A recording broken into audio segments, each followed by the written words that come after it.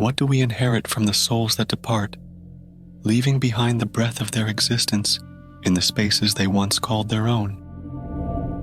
Welcome, my daring listeners, to another episode of the Stories Philippines podcast.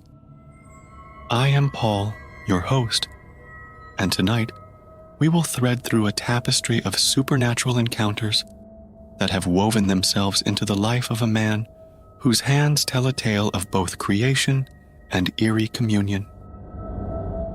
Imagine, if you will, a land etched with the lush greenery of the tropics and the whispers of age-old folklore.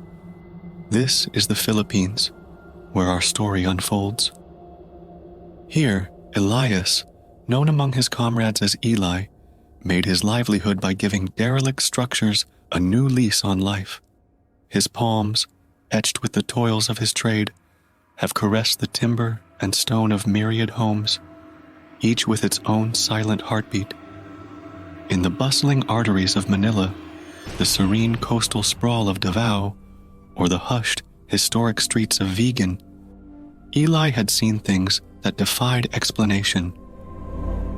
His first brush with the unexplainable transpired in a retirement village nestled in the cool embrace of the Cordilleras. An elderly woman awaited in anticipation to cross the threshold into her new residence, and Eli's task was to guide her home. The stillness of the abode, however, seemed pregnant with an invisible presence, a charge that turned the dust motes into a dance of anticipation. Out of the corner of his eye, he caught a fleeting shadow, a spectral movement so swift and decisive that it shook his very foundation. The room dropped several degrees in temperature, fingers of frost running down Eli's back, inscribing their cold dread into his very soul. His next encounter took him to the pine-clad uplands of Baguio, to a regal structure that had once resonated with the sufferings and little victories of its patients. The building, now a hotel, was steeped in the weight of bygone years, as if the walls themselves breathed with the residue of life and loss. On one particularly silent evening, as Eli awaited the lift's arrival, a visage materialized before him, a man adorned in the fashions of an epoch long past.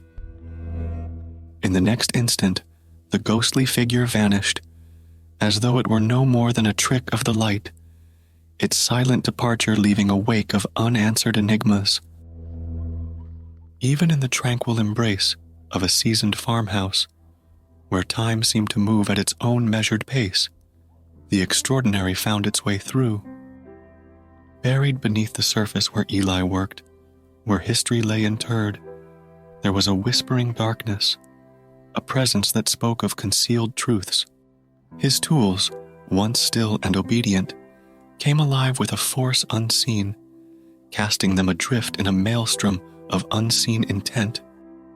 It appeared that the freshly painted walls of new homes were not immune to the echoes of past laughter, a paradoxical blend of the beautiful and the haunting.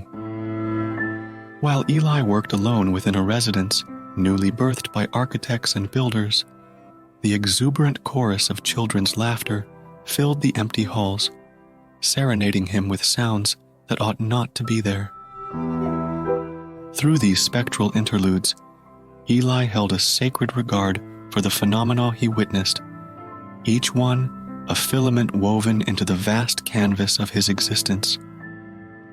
As he pieced together the walls and floors of countless homes, Eli came to understand his work as not only mending the spaces meant for the living, but also inadvertently trespassing into the quiet stories left by those who had crossed over.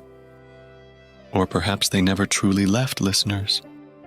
As we contemplate the collection of eerie accounts Eli has garnered, just as tangible as the wood shavings, and potentially as clandestine as the secrets of the dwellings he's brought back to life, let us ponder the energies that might be our unseen companions. Be it in the sanctuary of an ancient room, or amidst the laughter resounding in a newly occupied space. The veil that separates our existence from the next realm is often diaphanous, barely a whisper apart.